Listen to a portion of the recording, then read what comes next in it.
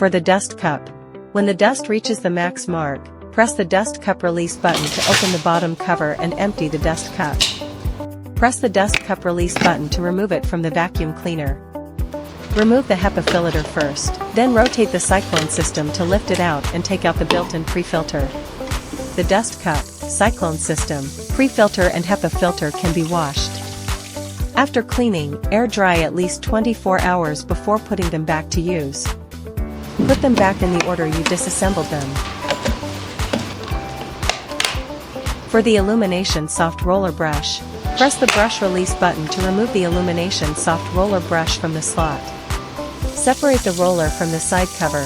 The body of the soft roller brush is washable. When drying, place the body of the brush vertically, and it must be thoroughly dried before it is used again. The transparent window and other areas can be wiped with a dry cloth for cleaning. Rotate the release button of the small wheel of the floor brush and remove the small wheel to clean hair entangled on the small wheel. After cleaning, put it back in the order you disassembled it. For the multi-surface brush, turn the latch counterclockwise to unlock and remove the body of the brush from the multi-surface brush.